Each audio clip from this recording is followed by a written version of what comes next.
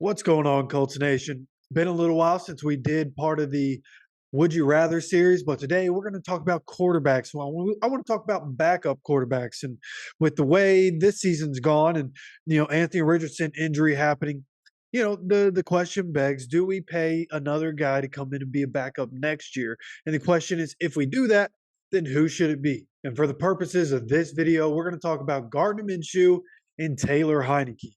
And we already have a good idea of what Gardner Minshew brings us, right? He's a guy that's occasionally going to have a really good day and have 300 plus yards, multiple touchdown passes, no interceptions. He's going to scramble a little bit. He can have that element to his game. But then you have the other games where Gardner Minshew just doesn't show up. He doesn't look like an NFL quarterback, and he'll cost you a few games. And when you're talking about backups, like that's generally what you're going to get with the backup. And Gardner, as we've talked about many times, Gardner is one of the best, if not the best, backup in the league. But somebody else that's in that discussion is Taylor Heinicke. And just to preface the Taylor Heinicke part of this, he signed a 2-year contract in Atlanta last offseason. So he could end up not being available. But with everything going on in Atlanta, they have Desmond Ridder. Maybe they're going to try to bring in a new coach and try with Desmond Ridder again.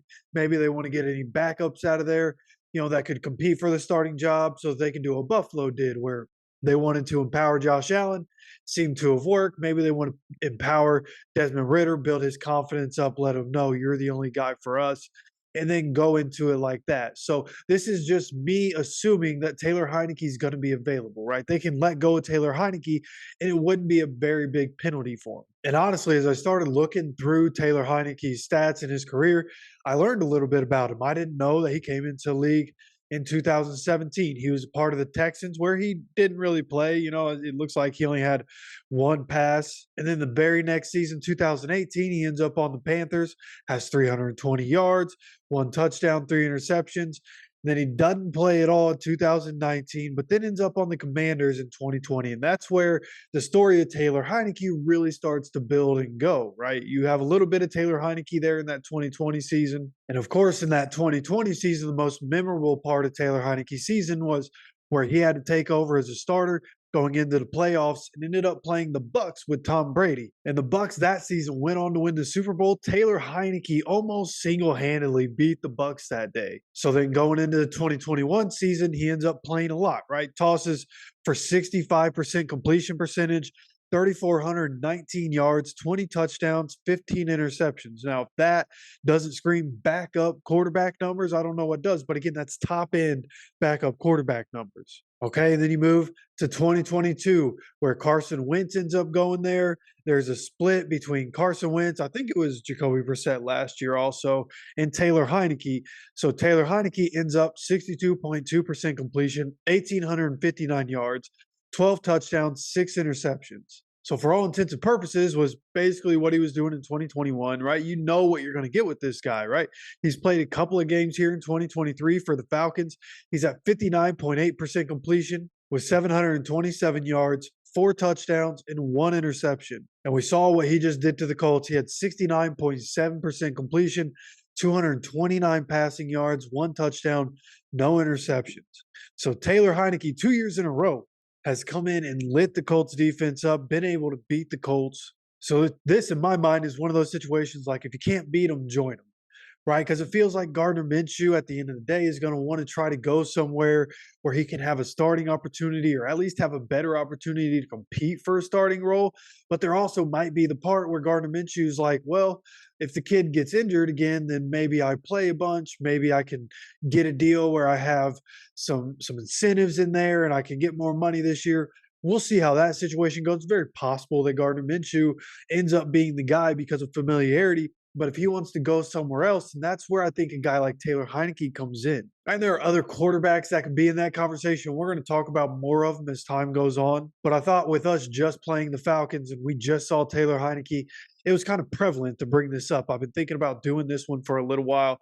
But if you're really asking me, would you rather, and I'm asking you, would you rather have Gardner Minshew as backup next year or Taylor Heinicke as backup next year? You let me know your thoughts down in the comment section.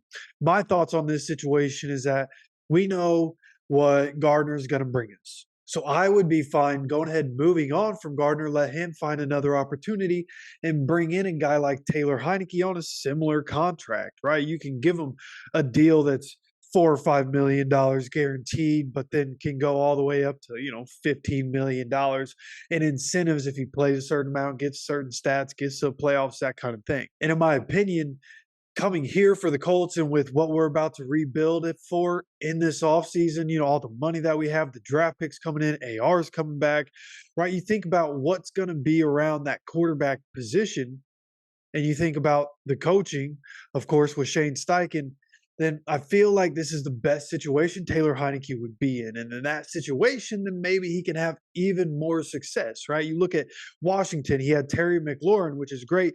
Offensive line there in Washington has been pretty bad for a few years. So quarterbacks don't really have much of an opportunity, even though they do have weapons, right? They've had the weapons, the run game. Antonio Gibson was really good for a year. Brian Robinson really good for a year. Kind of inconsistent in that way, especially here in 2023. But when Taylor Heinicke was there, they had different weapons. They just didn't have an O-line. And Washington, one of the most dysfunctional organizations in the NFL while Taylor Heinicke was there. So coming to Indy, I think it would be a good spot for Taylor Heinicke. I think we'd be lucky to have Taylor Heinicke come in and be a backup to Anthony Richardson with what he knows, with what he can do if Anthony gets hurt again. So at the end of the day, my opinion, yes, go ahead, get rid of Gardner, let him do his own thing. And if Taylor Heinicke ends up being available, please go ahead and bring him in. It just can't cost too much, right? You can't have too much guaranteed money wrapped up in Taylor Heinicke to where it's messing up the cap. We got to be able to sign some other guys and build around Anthony Richardson. The idea is that Anthony Richardson stays healthy, but having a backup playing like Taylor Heinicke would be amazing. Okay, so again, you let me know what your thoughts on this are down in the comment section. I'd love to know what you guys think about this. And also, we're going to have the injury report from today, tomorrow. Due to my day job, tell you guys this all the time, due to the day job, just can't get it done today. So we'll be talking about that tomorrow. So make sure you're subscribed with notifications on so you get notified when that video comes out and any more that we do. Again, I still have ideas for Would You Rather, but with the possibility of the offseason coming up, kind of saving some of this stuff for when there's no football left. All right, but it's going to be a fun rest of the season, fun off season. So again, make sure you're subscribed with notifications on. Of course, I appreciate you stopping by for another video. And as always, take care of yourself, take care of each other, and go Colts.